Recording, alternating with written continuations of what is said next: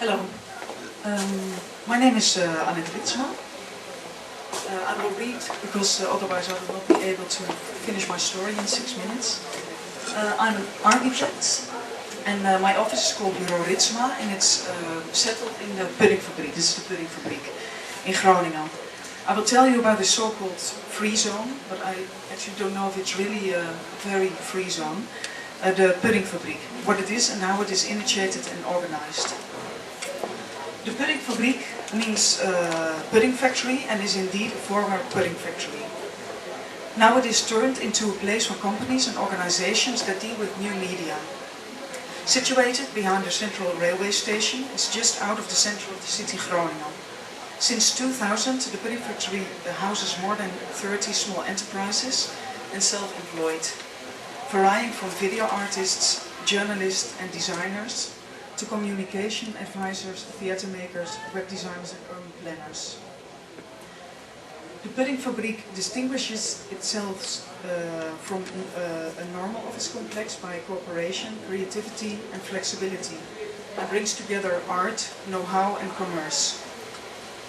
It's a community and meeting place for all media-related professionals in Groningen and has a wide network in the whole country.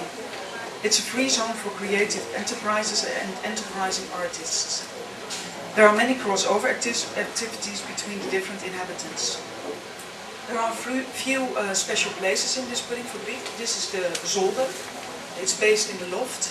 It's the place where I work and it's a place where architecture-related companies are settled.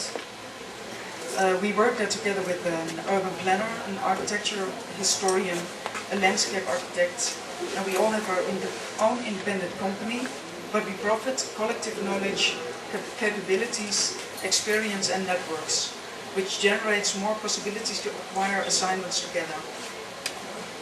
Then there's another space which is called the Silver Room. This is the Silver Room. And this is a place where young starting entrepreneurs rent a low-budget working space. Some of these inhabitants only rent a table for 100 euros a month. And there are also some students here. This is the most fresh and experimental place in the puddingfabriek. Then there's the pudding.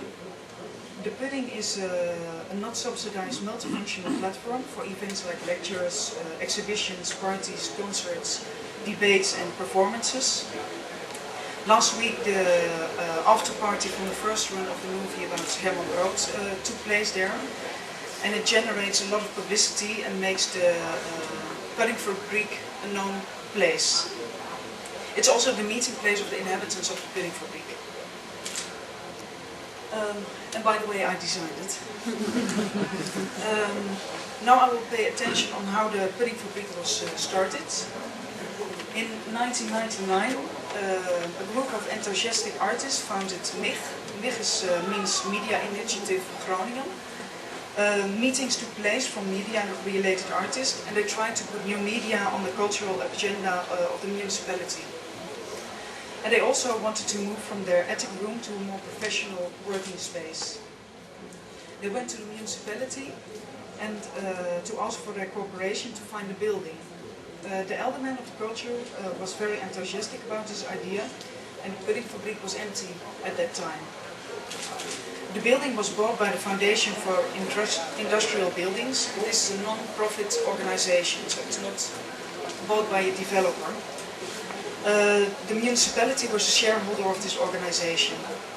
Then subsidies were acquired from the European Union and the province to renovate the building.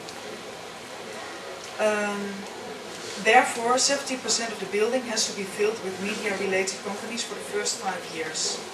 The working spaces were delivered casco, so the tenants could finish the offices themselves.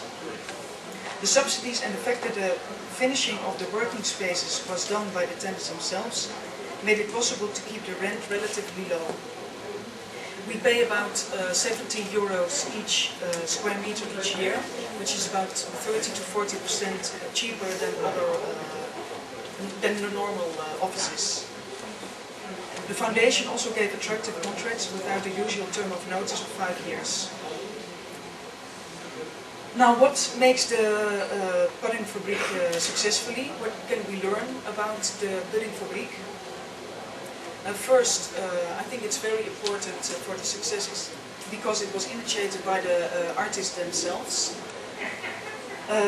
This makes a contribution to collectivity and thereby stimulates crossover and cooperation.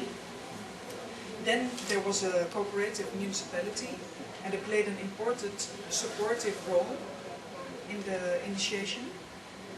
Then the real estate owner is a non-profit organization and thereby the rent is relatively low, also because of the subsidies and the COSCO, and they give flexible contracts. Because of the related disciplines, all related to new media, this stimulates cooperation.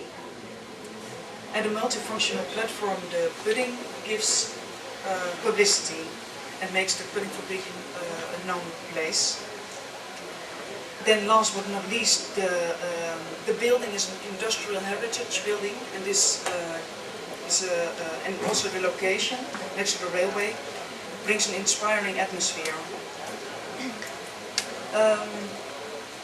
I would like to end this presentation with a question for the discussion, and that's which role should the authorities play in the development of the free zones?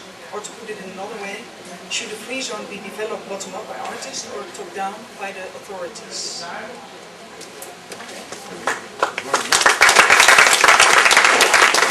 Thank you very much, Annet. And now the question.